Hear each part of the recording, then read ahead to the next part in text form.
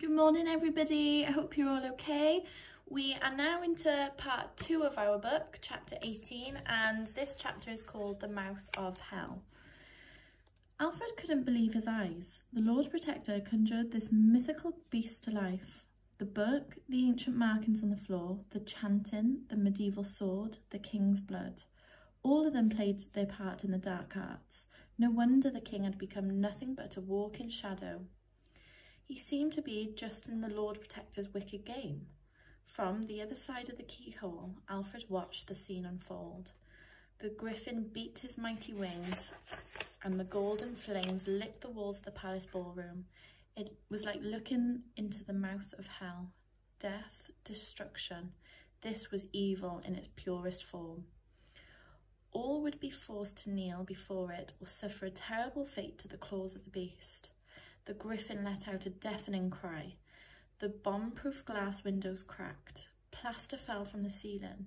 The sound was so loud that the king covered his ears in pain. And all of a sudden, he came back into the land of living. "No!" he cried as he leaped towards the Lord Protector to wrestle the ancient sword from his hands.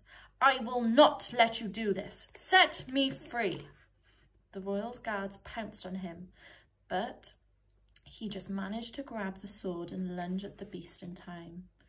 "Ah!" he screamed, and as the sword sliced through the griffin's heart to fire. In the blink of an eye, the mighty beast vanished into air and into thin air. It was as if there was nothing more than an illusion. The king dropped the sword. As the Lord Protector's face darkened with fury, he gestured to one of the guards who struck the king's hand across the face with a gloved hand. It knocked the king out cold. He collapsed to the floor with a gigantic thud. From behind the tall wooden door, Alfred desperately wanted to call out for his father, but he was frozen in fear. After all, he had just seen a monster. Just as the boy was about to tiptoe back up to his bedroom, he felt something or someone looming behind him. Slowly, he turned around. The all-seeing eye was staring right back at him. They were eye to gigantic eye. The game was up. So that's the end of chapter 18, which is another short one. I wasn't meant to be reading chapter 19, but I will, as that was such a short chapter. So this chapter is called Silent Scream. Alfred had been discovered out of his bedroom in the dead of night. He'd seen things he should never have seen. Goodness knows what the Lord Protector will do to him now. Have him sent to the Tower of London, or even worse. Alfred had to escape, and fast. "Oh, goodbye," chirped the boy as he dashed off down the corridor as fast as his little legs would carry him. The all-seeing eye pursued him at speed. As Alfred turned a corner, he tripped over the octobot, which was trundling along the floor. The robot had been carrying a silver tray in one of its 3 remaining arms. On it was a pair of stinking old boots. "Would you care for a crumpet?" asked the robot brightly, even though it was on his back, waggling its arms in the air like an unturned beetle. With all his strength, Alfred righted the robot and gave it back its tray.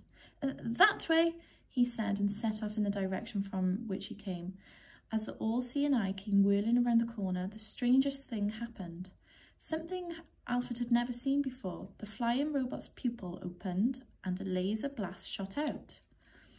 It hit the poor octobot right on one of its 3 remaining arms. It clunked to the floor. The arm with the iron in its hand was now detached. The octobot was down to 2 arms, a bibot. "I never did care much for ironing," commented the robot butler. Another blast shot from the all-seeing eye. This one skimmed the top of Alfred's head, singeing his hair. Was that a warning shot, or was that meant to kill? Whichever it was way too close for comfort. Alfred picked up the antique silver tray the octobot had been carrying and lifted it to his face, using it as a shield. To Alfred's surprise, the silver tray deflected the laser blast, and it shot right back at the all-seeing eye. The flying robot blasted itself down the corridor. The boy couldn't help but smile as it hit the wall. Alfred seized his chance to get away. With the tray still in hand, he hurried further down the corridor. At the end, the long spiral staircase led down to the servants' quarter. He leaped onto the tray and used it as a skateboard. He sped down the stone steps. Alfred looked over his shoulder. The all-seeing eye was following close behind. Another laser shot. And another. This time Alfred couldn't use a tray as a shield as he was standing on it, and what's more, he was going way too fast. Alfred threw his weight to one side, deliberately swerving the tray into the wall. It scraped all along the plasterwork, sending a cloud of dust and debris into the air as the boy continued to descend. The all-seeing eye raced straight into the cloud of dust. Losing sight of where it was headed, it bashed into the wall. It must have short-circuited. The life went out of it and it began bouncing down the steps like a mighty bowling ball. Alfred looked over his shoulder again. The ball was bounding straight towards him. As he reached the bottom step, he leaped off the tray and rolled to the side. The all-seeing eye bounced down onto the tray, sending it flying. The robot came to a stop further down the passage. Alfred looked up from the floor. The thing was still fizzling back to life. Exhausted, the boy clambered to his feet. With his mother in the Tower of London, Alfred had only one ally in this palace, Nanny. She was the only one that could help him right now. Ahead of him was a little hatch in the wall, just big enough for the boy, but too small for the gigantic eye. It was a laundry chute, where all the sheets could slide down into the laundry room. As the all-seeing eye rose off the ground, its deadly pupil swivelling around in his direction, Alfred had no choice. He ran for the laundry chute and threw himself in. He sped down the slide, landing in a big pile of dirty laundry collected in a huge wicker basket.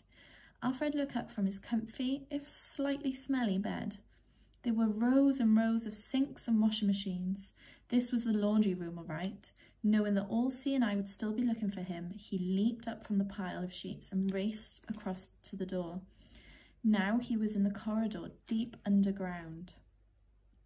Alfred knew the servants' quarters were all the way down here, and he'd never been here before. There was a strict division in the palace. The royals would never ever venture down here. The boy crept along the rows and rows of doors until he found one that he was sure was the right one. The door had the word Nanny engraved upon it. Alfred lifted his hand, about to knock, before thinking better of it. It was far too dangerous to risk waking anybody else up. So instead, he pushed down on the door handle. It's locked. Just then, he heard the sound of boots stomping along the ground not far off. Stomp, stomp, stomp. It must be members of the Royal Guard on patrol. Alfred bent down so his mouth was right next to the keyhole. Nanny, he whispered through it. Nothing. Nanny is louder this time. Nanny, louder this time. Just as the boot steps were growing closer and closer, stomp, stomp, stomp, the key in the lock clicked. A hand reached out from behind him, behind the door, and smothered his mouth.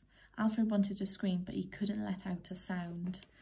So that takes us now up to chapter 20, which I'll be reading. Tomorrow I was meant to read chapter 19 and 20, but I'm going to read 20 and 21 instead. Nearly halfway through the book now, guys. Chapter 20 is called Porridge and Port. See you tomorrow. Bye.